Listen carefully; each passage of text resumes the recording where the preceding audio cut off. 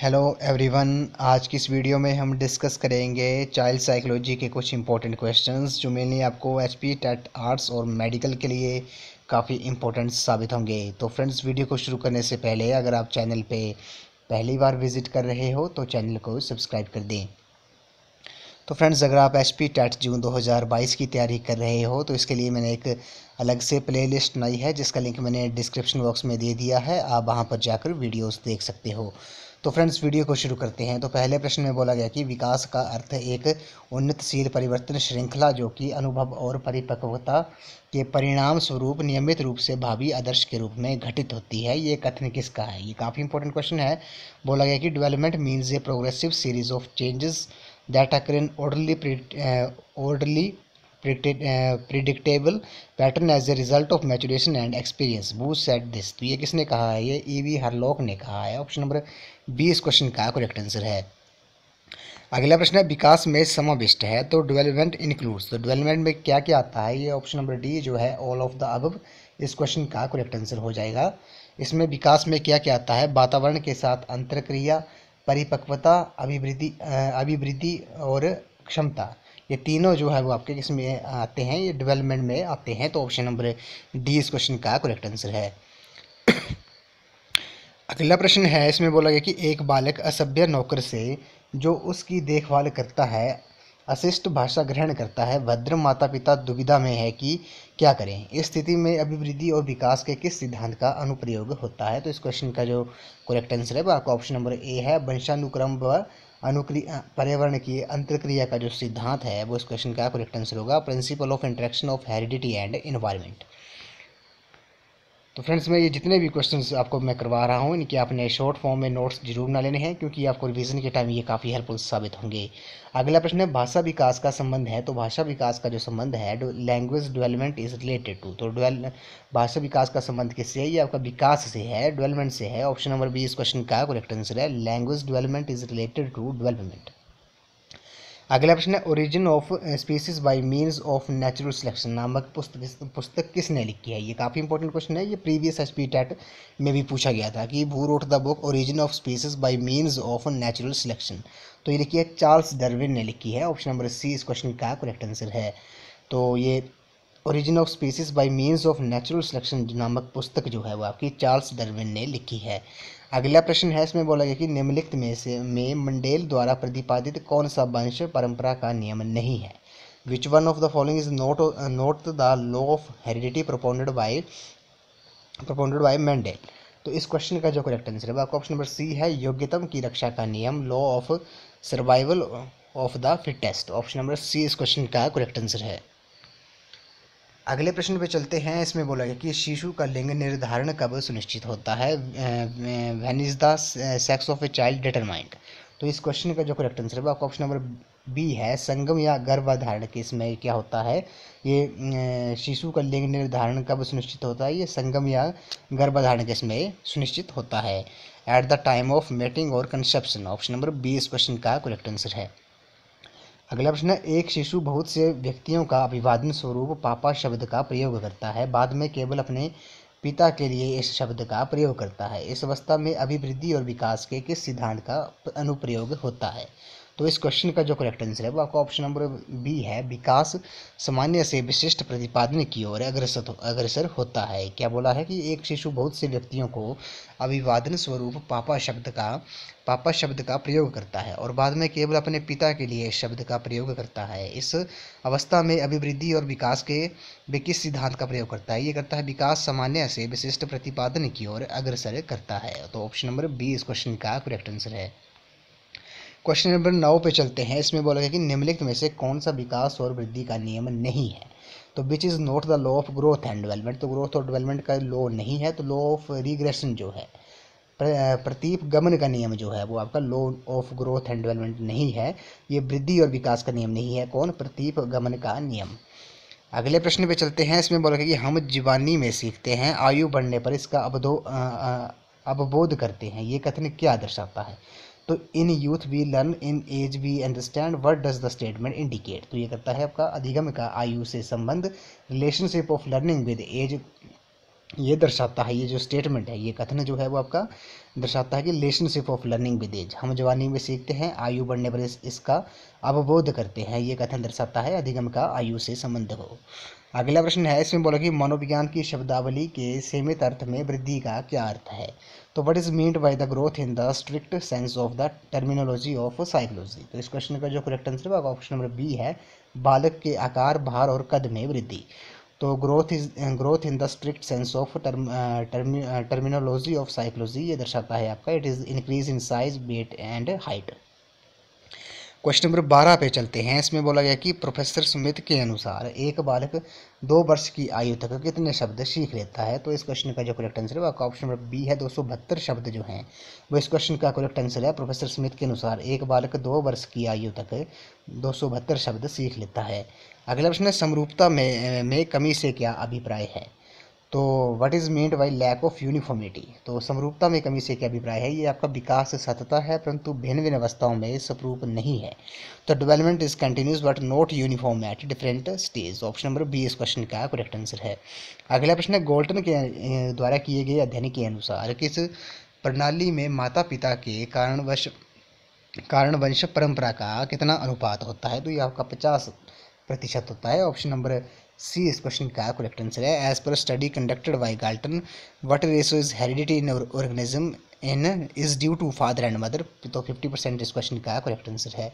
अगला है, ये परिभाषा किसने दी कि वातावरण में सब बाह्य कारक आते हैं जो तब से मनुष्य पर प्रभावी रहते हैं जब से उसने जीवन आरंभ किया है। तो ये आपका वुडवर्थ ने ये परिभाषा दी है कि वातावरण में सब बाह्य कारक आते हैं तो जो तब से मनुष्य पर प्रभावी रहते हैं जब से उससे जीवन आरंभ किया। ये वुडवर्थ की स्टेटमेंट है।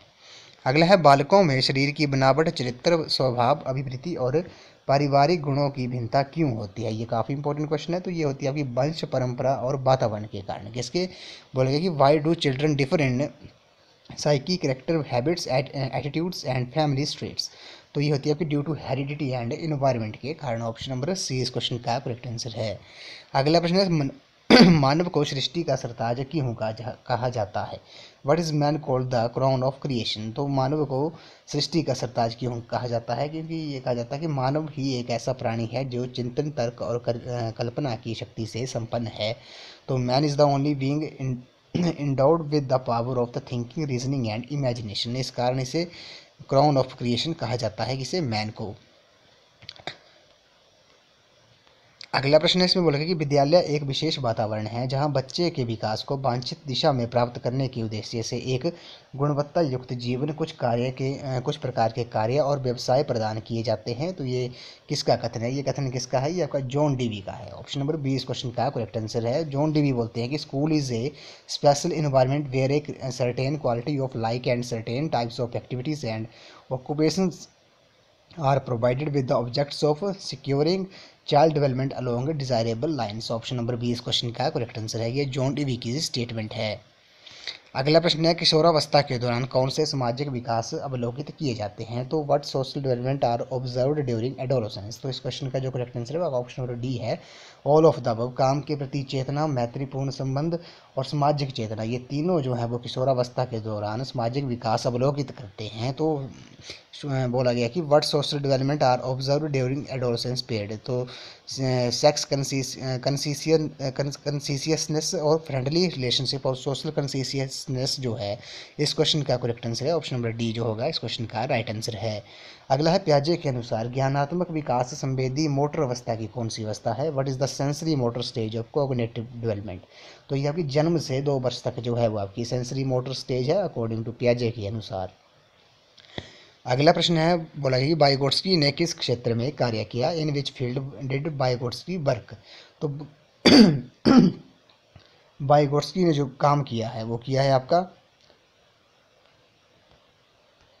तो इस क्वेश्चन का जो करेक्ट आंसर है वो आपका ऑप्शन नंबर बी है, सोशल डेवलपमेंट में वाइगोट्स्की ने इस क्षेत्र में कार्य किया है।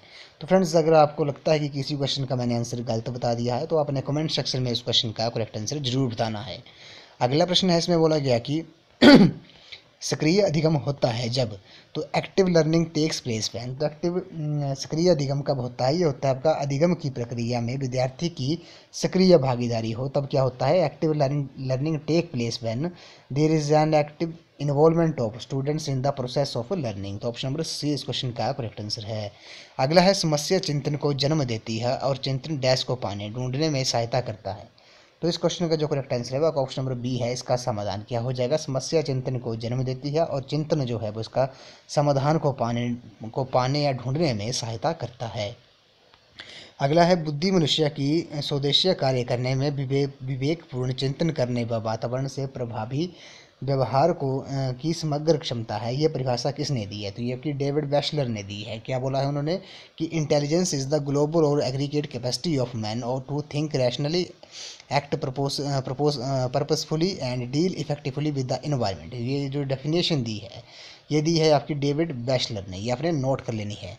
अगला है तार्किक गणितीय बुद्धि क्या है, what is logical mathematics intelligence. तो लॉजिकल मैथमेटिकल इंटेलिजेंस क्या है, ये आपकी ये गणित की समस्याओं को हल करने से संबंधित है। तो बोला गया कि it is related to solving mathematical problems. तो लॉजिकल मैथमेटिकल इंटेलिजेंस जो है वो क्या है, ये आपका it is related to solving mathematical problems. Option number A इस क्वेश्चन का करेक्ट आंसर है। अगला है वातावरण का वास्तविक या मानसिक आधार क्या है। तो what is the real of psych basis of speech. तो ये आपका विचार जो है इस क्वेश्चन का करेक्ट आंसर हो जाएगा। वार्तालाप का वास्तविक और मानसिक आधार क्या होगा, ये आपका विचार होगा। अगला है महिलाओं को किस चीज़ ने विविध क्षेत्रों में जिम्मेवारियों के निर्वहन करने के लिए सक्षम आश्वस्त किया है, what has made women confident to shoulder responsibilities in different fields. तो ये आपका राजनीतिक जागरूकता जो है इस क्वेश्चन का इस क्वेश्चन का जो करेक्ट आंसर होगा वो आपका ऑप्शन नंबर डी हो जाएगा। क्या हो जाएगा, महिलाओं को किस चीज़ ने विविध क्षेत्रों में जिम्मेवारियों निर्वहन करने के लिए सक्षम और आश्वस्त किया है। तो ये आपका साक्षरता हो गया, राजनीतिक जागरूकता हो गया, आर्थिक स्वतंत्रता हो गया। ये उपरोक्त सभी जो है ये इस क्वेश्चन का करेक्ट आंसर है। अगला प्रश्न है, इस जगत में मनुष्यों में भेदभाव है। तो individuals in the world difference with regard to. तो ये क्यों है, ये आपका इस क्वेश्चन का जो करेक्ट आंसर होगा, इस जगत में मनुष्यों में भेदभाव क्यों है, ये आपका रंग और शारीरिक आकृति के आधार पर, अभिरुचि और अभिवृत्ति के आधार पर, बुद्धि और रुचियों के आधार पर। तो ऑप्शन नंबर डी इस क्वेश्चन का करेक्ट आंसर हो जाएगा। अगला प्रश्न है, हम देते हैं वही पाते हैं, इस सूत्र वाक्य में विकास के लिए के किस क्षेत्र को समाहित किया गया है। तो what we give is what we receive, what field development does the maximum cover. तो ये आपका ऑप्शन नंबर बी हो जाएगा, सामाजिक विकास यानी कि सोशल डेवलपमेंट जो है, जो हम देते हैं वही पाते हैं, इस सूत्र वाक्य में विकास के सामाजिक विकास क्षेत्र को समाहित किया गया है। इस वीडियो को लास्ट क्वेश्चन है, इसमें बोला गया कि विकलांग बच्चों के 3 प्रकार कौन कौन से हैं। ये काफ़ी इंपॉर्टेंट क्वेश्चन है। तो विकलांग बच्चों के जो 3 प्रकार हैं वो आपके शारीरिक, मानसिक और भावनात्मक जो है, what are the 3 types of handicapped children. तो ये होते हैं आपके फिजिकली, मेंटली और इमोशनली जो है, ये 3 प्रकार के हैंडीकैप्ड चिल्ड्रन होते हैं। तो ऑप्शन नंबर बी इस क्वेश्चन का करेक्ट आंसर है। तो फ्रेंड्स आज की वीडियो में बस इतना ही। आज हमने साइकोलॉजी के कुछ इंपॉर्टेंट क्वेश्चन डिस्कस किए जो मेनली आपको एचपी टेट मेडिकल और non medical, HP TET medical और आर्ट्स वालों के लिए काफ़ी हेल्पफुल साबित होंगे। तो फ्रेंड्स आई होप आपको वीडियो पसंद आई होगी, तो वीडियो को लाइक, शेयर एंड सब्सक्राइब जरूर कर दें। अगर आप एचपी टेट जून 2022 की तैयारी कर रहे हो तो इसके लिए मैंने एक अलग से प्लेलिस्ट बनाई है जिसका लिंक मैंने डिस्क्रिप्शन बॉक्स में दे दिया है, आप वहाँ पर जाकर वीडियोस देख सकते हो। तो आज की वीडियो में बस इतना ही। तो थैंक यू फ्रेंड्स।